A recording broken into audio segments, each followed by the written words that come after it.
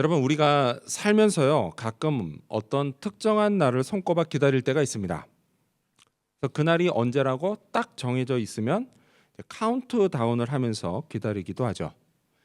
제 짧은 인생이지만 50년을 돌아볼 때 그런 날이 두 번 정도 있었습니다. 한 번은 20대 초반에 있었죠. 그날은 1997년 10월 23일 목요일입니다. 바로 제가 26개월의 군복무를 마치고 제대하는 날이었습니다. 100일 전부터 카운트다운을 시작했죠. 물론 제가 아니라 우리 내부반 막내가 있습니다. 자, 그리고 또 한 번은 20대 후반에 있었습니다. 2004년 8월 28일 토요일입니다.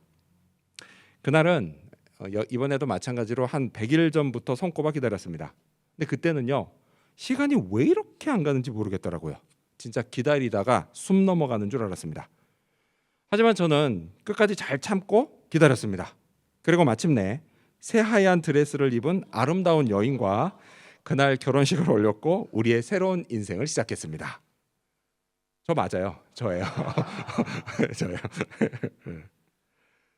자, 저와 비슷하게 여러분도 여러분이 손꼽아 기다리는 날이 아마 있을 것이고 또 뭐 있었을 것이고 또 지금도 있을 겁니다. 우리가 어릴 적에는요, 자기 생일이나 어린이날을 기다렸습니다. 또 학생일 때는 방학을 기다렸고 졸업도 기다렸죠. 그러다 직장인이 되면서 휴가를 기다렸습니다. 또 웨이즈를 받는 날도 기다립니다. 자, 그리고 결혼을 하면 자신이 처음 엄마 또는 아빠가 되는 출산일을 기다립니다. 또 나이가 들면요, 시집 장가간 자녀들이 손주들을 데리고 찾아오는 명절도 기다립니다. 자, 이렇게 우리는 무슨 좋은 일이 생기는 걸 알기 때문에 어떤 특정한 날을 손꼽아 기다립니다. 근데 물론 기다리는 게 마냥 쉽지는 않죠. 너무 힘들 때도 있습니다.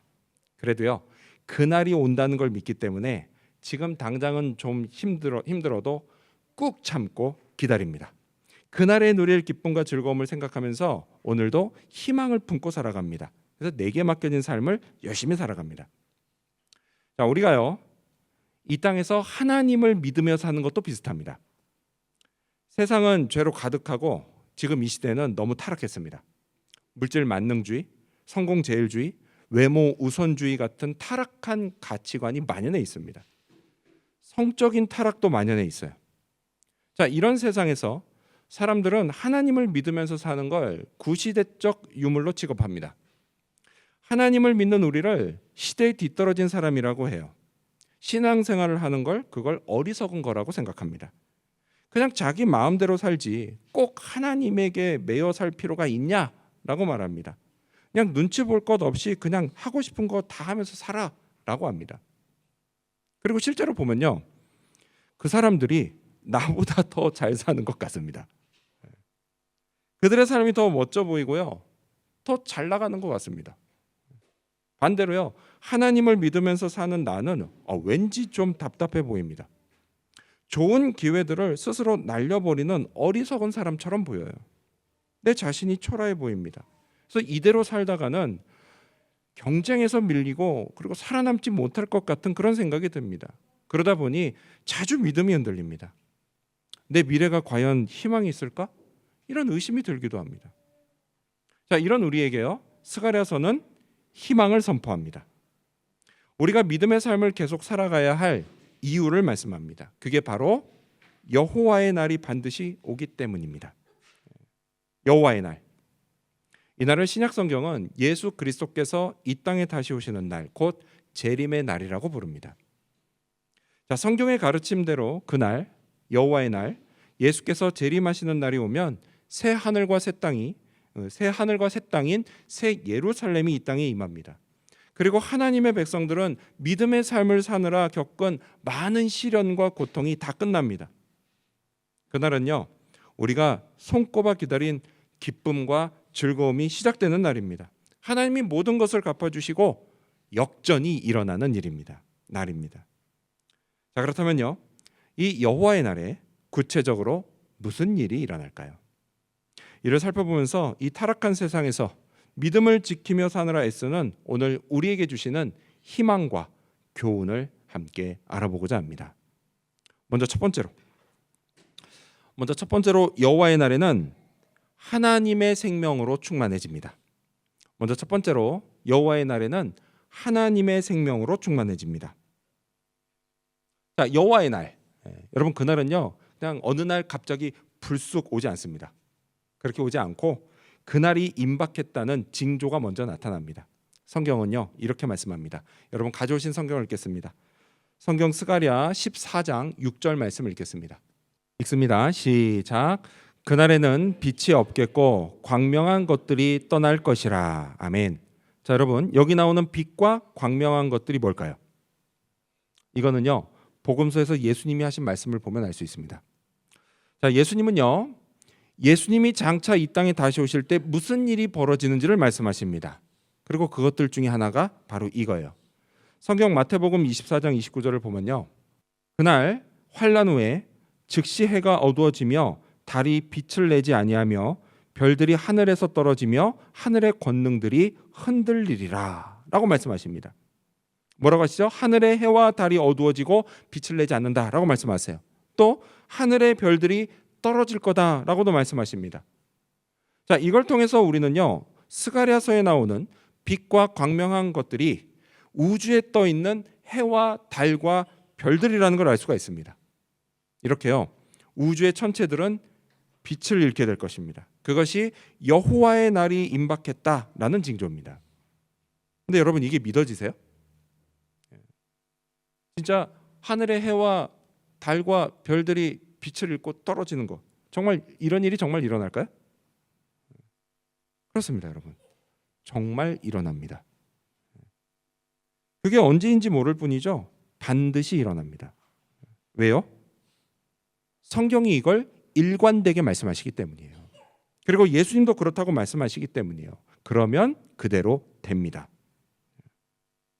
사람들이 이걸 믿든 안 믿든 그것과 상관없이 반드시 이루어집니다. 여러분 이 사실을 믿으시기 바랍니다. 자, 그렇게 해서 그때가 되면 햇빛도 없어지고 달빛도 없어집니다. 별빛도 다 없어집니다. 자, 이렇게 빛이 없이 어두워지니 어떻게 되겠어요? 지금이 이게 낮인지 밤인지 그걸 분간할 수가 없게 됩니다. 근데 여러분은 이런 상황을 경험해 본 적 있으세요? 빛이 없어서 지금이 낮인지 밤인지 몇 시인지 분간하지 못하는 상황. 뭐 비슷한 상황은 있겠죠. 하지만 지금 성경에 말씀하시는 이런 상황은 당연히 없을 겁니다. 당연히 없죠. 그래서 만약에 한번 생각해 봤어요. 내가 실제로 해와 달과 별이 싹 사라지고 이런 상황에 내가 딱 처하게 되면 어떻게 될까? 상당히 무서울 것 같습니다. 하지만 여러분, 우리는요. 무서워할 필요가 없습니다. 왜요? 주님을 만날 때가 임박했기 때문이에요. 승리의 날, 영광의 날이 가까웠기 때문입니다. 여러분 이 사실도 믿으시기 바랍니다. 스가랴서는요. 이렇게 어두워져 갈 때 한 빛이 나타난다라고 말씀합니다. 우리 7절 여러분 성경 보시면서 읽겠습니다. 7절 시작. 여호와께서 아시는 한 날이 있으리니 낮도 아니요 밤도 아니라 어두워 갈 때에 빛이 있으리로다. 아멘.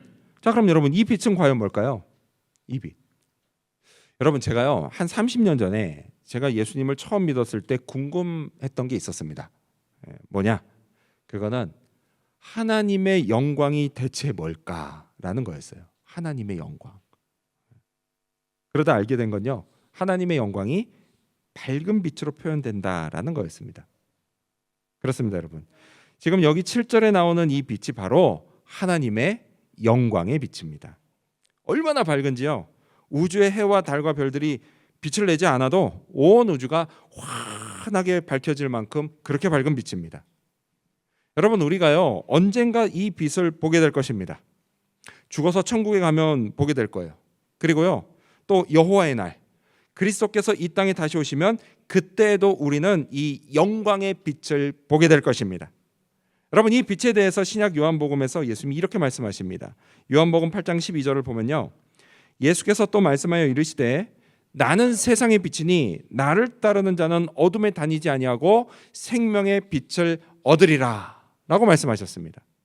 여러분 예수님이 뭐라고 하셨어요? 예수님 자신이 빛이다 라고 말씀하셨어요. 어둠 가운데 비치는 생명의 빛이다 라고 말씀하셨어요. 그렇습니다, 여러분. 여호와의 날에 예수 그리스도를 통해서 이 세상은 생명의 빛으로 충만해질 것입니다. 다시 오늘 본문으로 돌아와서요. 여러분, 그날에는요, 이 생명의 빛뿐 아니라 또한 생명의 물로도 충만해질 거라고 말씀합니다. 8절, 여러분 성경 보시면서 읽겠습니다. 8절, 시작. 그날에 생수가 예루살렘에서 솟아나서 절반은 동해로 절반은 서해로 흐를 것이라. 여름에도 겨울에도 그러하리라. 아멘. 생수, 여러분, 이 생수는 생명을 주는 물입니다. 죽어가는 걸 살리고요, 또한 이미 죽은 것도 다시 살리는 물이에요. 근데 여러분, 이 물을 누가 줄 수 있을까요? 이런 생명수 누가 줄 수 있어요? 오직 한 분이죠. 생명의 주관자이신 하나님만 주실 수 있습니다. 여호와의 날, 여러분, 세상은요 이 생명의 물로 충만해질 것입니다. 근데 여러분, 우리가 읽었던 이 8절을 다시 한번 보세요. 이 8절을 보면요, 생수가 절반씩 나눠지죠. 제 얼굴 말고 여러분 성경을 보세요. 생수가 절반씩 나눠져요. 그렇죠? 그래서 절반씩 나눠져서 각각 동해와 서해로 흐를 거라고 말씀합니다. 자, 그렇다면 여러분, 왜 하필 동해와 서해, 동쪽과 서쪽일까요? 뭐 남쪽도 있고 북쪽도 있고 한데 해필은 왜 동쪽에서부터 서쪽까지일까요? 그건 다른 게 아니에요. 해가 어디서 떠서 어디로 지죠? 동쪽에서 떠서 서쪽으로 지기 때문이에요. 즉 무슨 얘기예요? 온 세상, 해가 떠서 해가 지는, 햇빛이 비치는 모든 세상이에요. 모든 세상을 뜻하는 겁니다. 여러분, 이처럼요 모든 세상이 세상에 생명수로 가득해질 것이다 라는 것입니다. 자, 그런데 그리고요, 이 생수가 흐르긴 흐르는데 8절을 보면 여름에도 그렇게 흐르고 겨울에도 그렇게 흐른다라고 이야기하죠. 여러분, 이거는요 생명수가 1년 내내 마르지 않고 계속 흐른다라는 뜻이에요. 그래서 이 세상의 생명수가 항상 가득해진다라는 것입니다. 자, 이렇게 여호와의 날 하나님의 생명수가 이 땅에 가득해지고 세상은 생명으로 충만하게 될 것입니다. 따라서 여러분, 이처럼 생명이 가득하기 때문에요, 여호와의 날, 예수 그리스도께서 다시 오실 날, 그날은 결코 두렵기만 한 날이 아닙니다. 예수님을 구원자로 믿고 하나님의 백성이 된 저와 여러분에게는요 그날이 손꼽아 기다리는 날이 됩니다. 여러분, 그날 우리는요 하나님의 생명으로 충만해질 것입니다. 이 사실을 믿으시기 바랍니다. 이 믿음으로 저와 여러분이 오늘 이 땅에서 두려움 없이 살기를 바랍니다. 여러분, 생명의 반대말이 뭐죠? 생명의 반대말? 죽음이에요. 맞아요. 죽음이죠. 여러분, 죽음은요 모든 인간이 두려워하는 겁니다. 여러분, 세상에요 살고 싶은 사람이 있지 죽고 싶은 사람은 없어요. 하지만 인간은요 늘 이 죽음의 공포에 사로잡혀서 살아갑니다. 근데 여러분, 이거는요 불신자들만 그런 게 아니에요. 예수님을 믿음으로 죽음의 문제를 해결받은 사람, 우리도요 가끔 죽음을 두려워하면서 살 때가 있습니다. 그렇잖아요. 여러분, 우리도요 병들어 죽을까 봐 두려워합니다. 아니면 사고 나서 죽을까 봐 두려워합니다. 또는 뭐 늙어 죽을까 봐 두려워하기도 합니다. 머릿속에요 늘 죽음의 공포가 있어요. 그렇기 때문에 툭 하면 뭐라고요? 죽겠네. 이런 말을 내뱉는 거예요. 죽겠다는 말 하는 겁니다. 여러분, 이런 죽음의 공포는요 아직 나이가 어린 젊은 청년들이나 어린 학생들에게도 있어요. 다만 그게 다른 형태의 두려움으로 나타날 뿐이에요. 좋은 대학에 들어가지 못할까 봐 두려워하는 학생들도 있고요, 좋은 직장에 들어가지 못하거나 아니면 좋은 직업을 갖지 못할까 봐 두려워하는 청년들도 있습니다. 여러분, 사실요 여기 인생을 좀 사신 분들은 아마 공감하실 거예요. 좋은 학교, 좋은 직장, 좋은 직업은요 사람이 죽고 살 만큼 인생에서 결정적인 요소가 아니에요. 꼭 그런 걸 얻지 못해도요 얼마든지 인생을 행복하게 살 수 있습니다. 근데 이 진리를 깨닫지 못한 채 이런 걸 얻지 못해서 안달이 나서 죽을 만큼 두려워하면서 사는 사람들이 있어요. 참 불쌍한 사람들입니다. 이와 같은 두려움, 죽음의 공포는요, 우리가 오직 하나님 안에 있을 때 해결받을 수 있습니다. 예수님을 나를 살려주신 분으로 철석같이 믿고 모든 걸 다 예수님께 맡기고 의지하면 됩니다. 그러면 내게 하나님의 생명이 임합니다.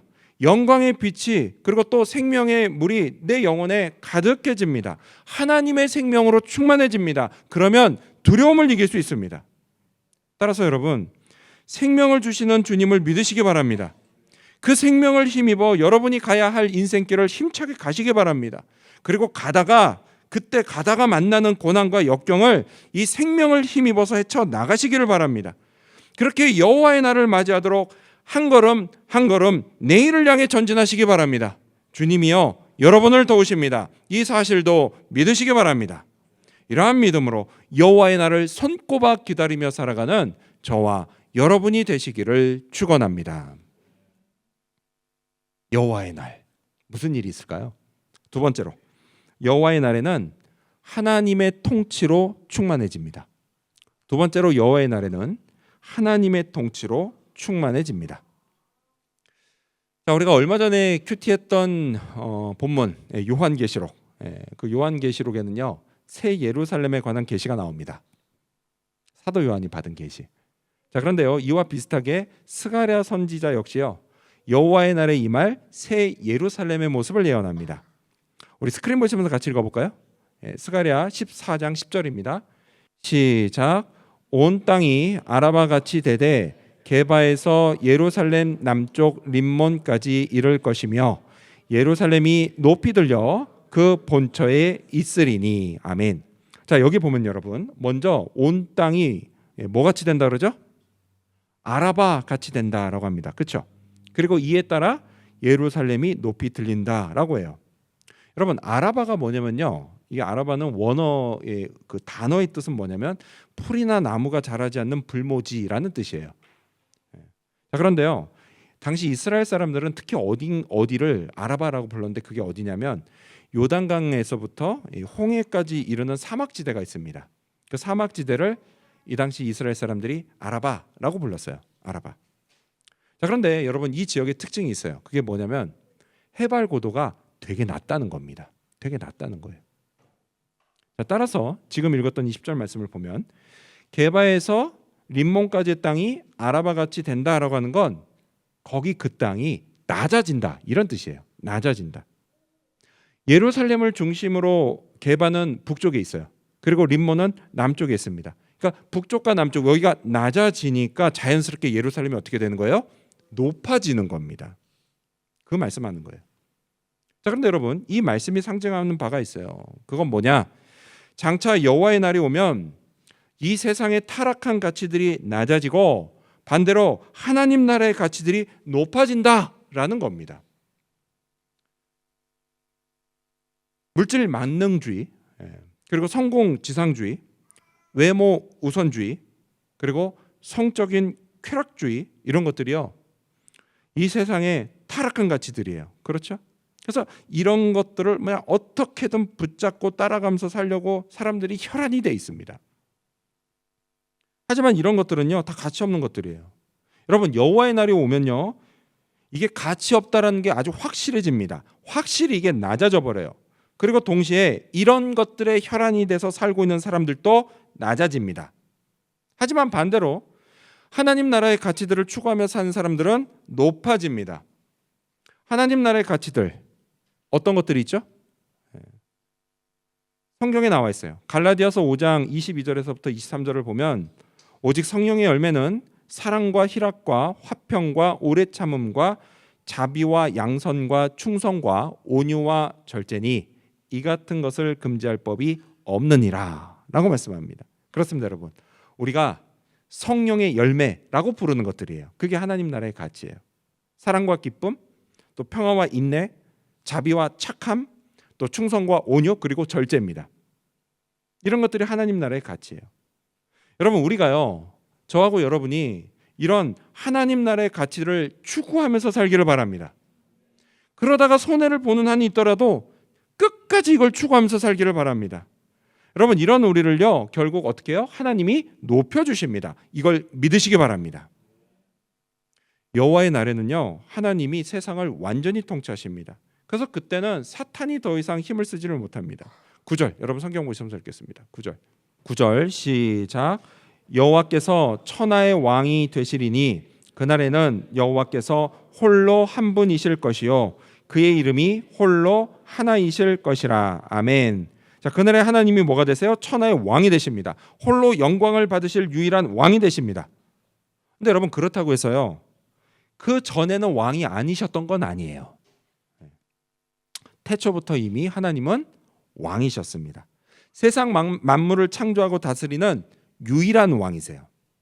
다만 사람들이 그걸 인정하지 않을 뿐입니다. 인정하지 않을 뿐이에요. 왜요? 왜 인정하지 않아요? 사탄에게 속기 때문이에요. 첫사람 아담과 하와로부터 시작해서요, 오늘날 세상 모든 사람들에게까지 사탄은요, 하나님이 왕이 아니라고 끊임없이 거짓말합니다. 너의 왕은 하나님이 아니라 너 자신이야 라고 속삭여요. 하나님의 뜻에 순종하며 살지 말고 그냥 네가 원하는 대로 살라고 합니다. 네 영혼도 마음도 몸도 다 네 거니까 네 마음대로 하라고 합니다. 그냥 짜릿하고 멋지게 살라고 합니다. 이게 다 뭐예요? 사탄이 하는 말이 거짓말이에요.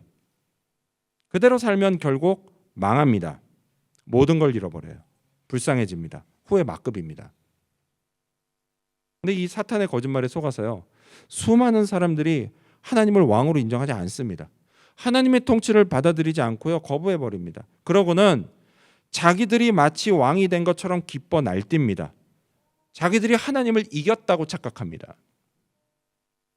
여러분, 저는요, 어릴 적에 무지개를 좋아했습니다. 그 무지개 연못에 살던 개구리 왕눈이, 이 개구리 왕눈이를 좋아해서요, 무지개를 좋아했습니다. 주제가 혹시 아시는 분 있죠? 개구리 소년 빰빠밤. 네. 네가 울면 무지개 연못에 비가 온단다. 되게 슬퍼요. 나중에 생각 다 크고 나서 들어보니까. 네. 이렇게 구슬프게 시작되는 가사지만요, 마지막엔 희망을 노래합니다. 무지개 연못에 웃음꽃 핀다. 무지개 좋아했어요. 그러다가 청년이 됐죠. 그리고 크리스찬이 됐습니다. 그런 후로도 저는 여전히 무지개를 좋아했습니다. 하나님이 세상을 다시는 물로 심판하지 않겠다라고 하시면서 무지개를 띄우셨기 때문이에요. 좋아했습니다. 하지만 여러분, 지금은요, 어디 가서 무지개를 좋아한다는 말을 못합니다.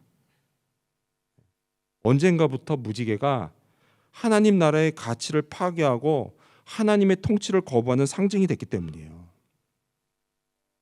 저와 다른 이유로 무지개를 좋아하는 사람들이 있습니다. 그들은요, 자기들이 마치 하나님을 이긴 것처럼 기세등등합니다. 그리고 이 세상도요, 그들의 주장이 마치 진리인 것처럼 강조합니다.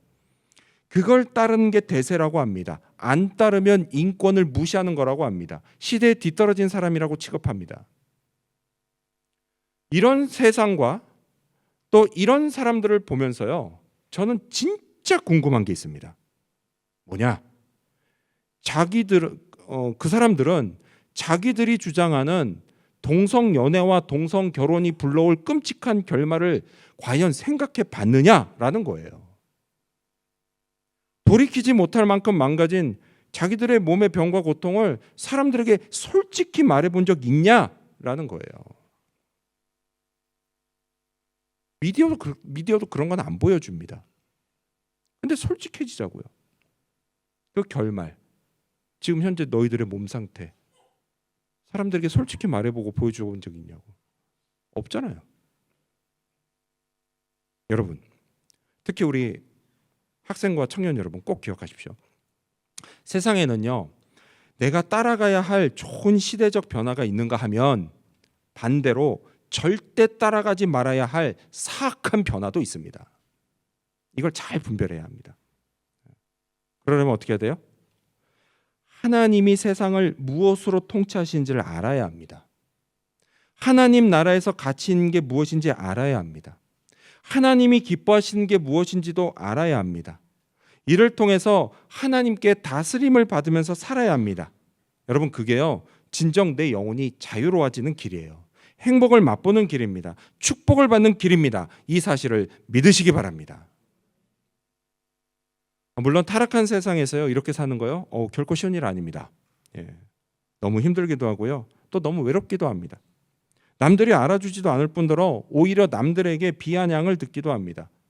그래서요 그냥 남들처럼 세상의 가치를 추구하면서 좀 쉽게 살고 싶은 유혹을 끊임없이 받습니다. 그리고 사탄도요 이런 우리의 심정을 진짜 귀신같이 합니다.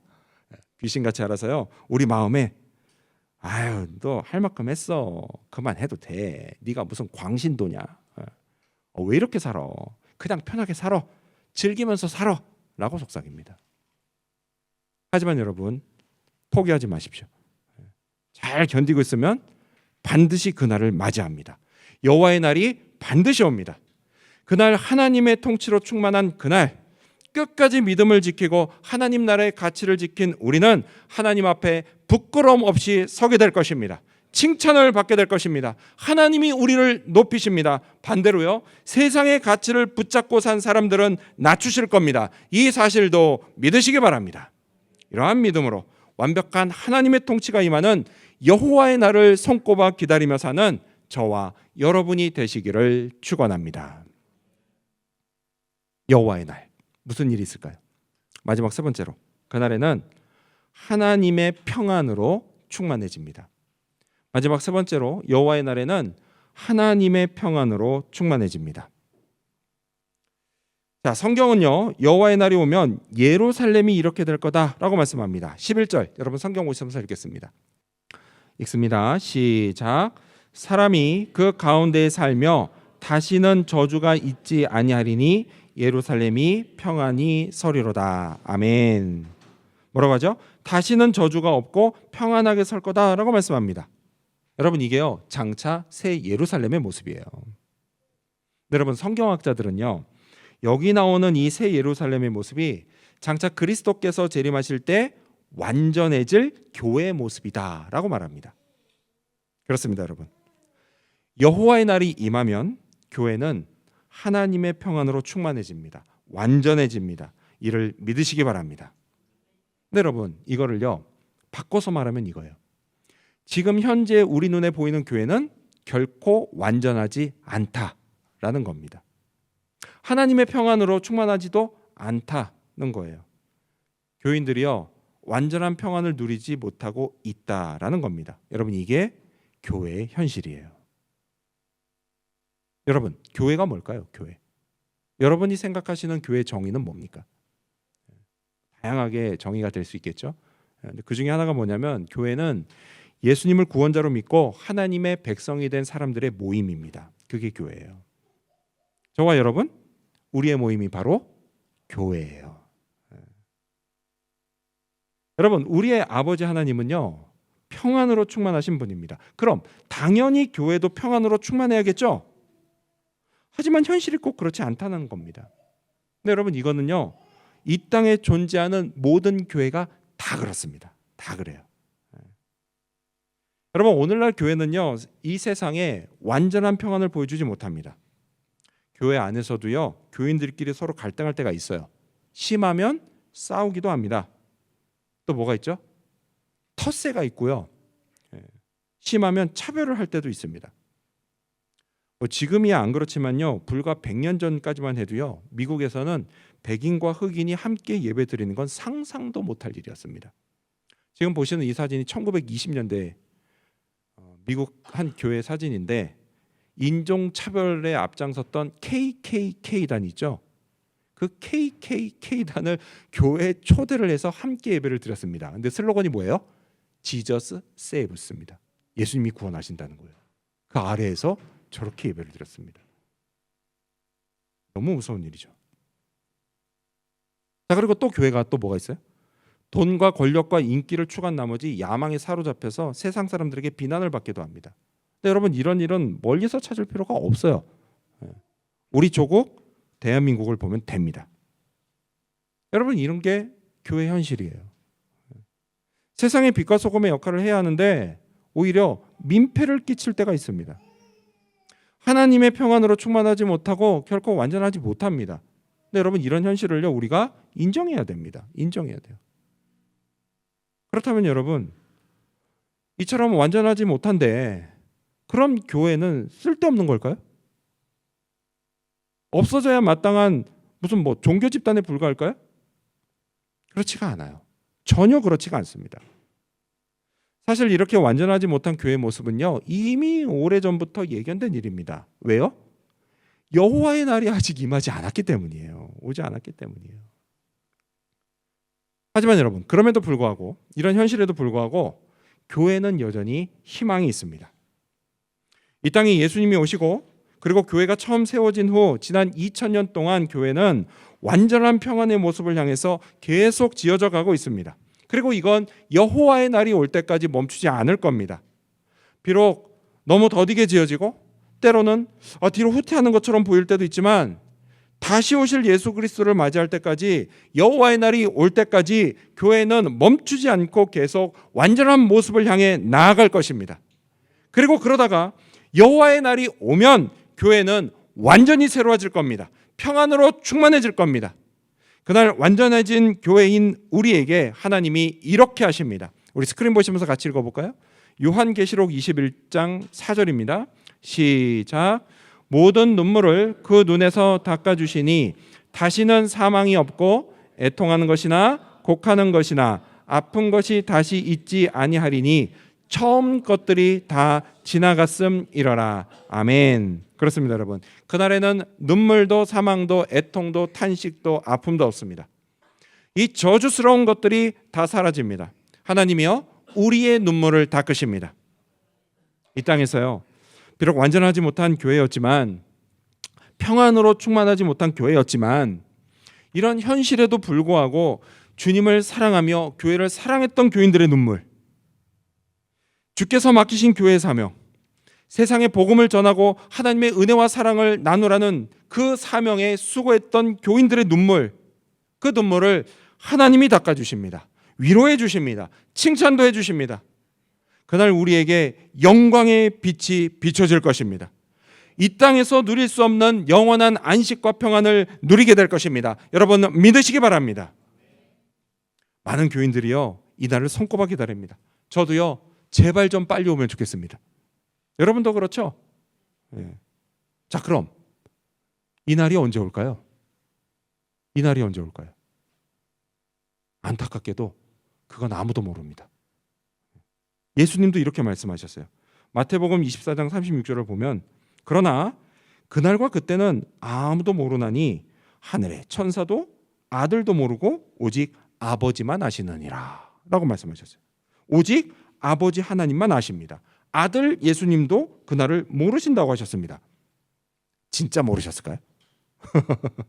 진짜 모르셨죠. 그러니까 이렇게 말씀하셨죠. 근데 여러분, 우리가 생각할 때 예수님 다 아시는 분이잖아요. 아마도 예수님이 알려고만 마음 먹으셨으면 얼마든지 아실 수 있지 않았을까 싶습니다.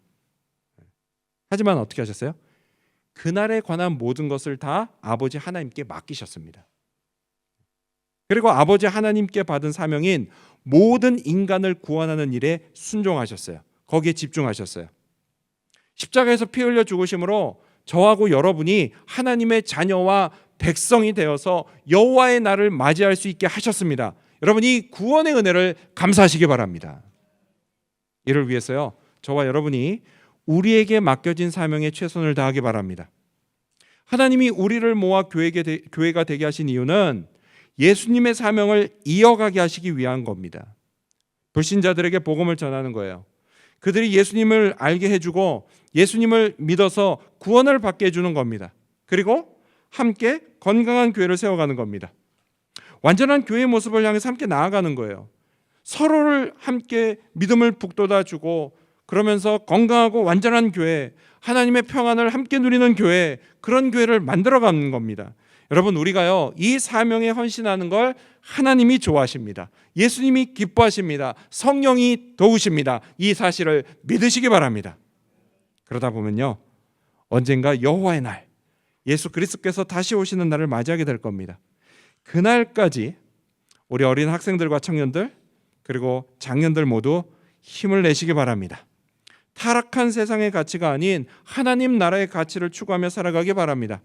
이런 우리를 하나님이 생명으로 충만하게 하십니다.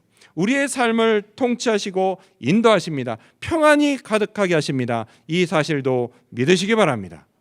이러한 믿음으로 이번 한 주도 힘차게 살아가며 여호와의 그날을 손꼽아 기다리는 저와 여러분, 그리고 우리 지구촌교회 모든 성도님들이 되시기를 주님의 이름으로 축원합니다. 기도하겠습니다.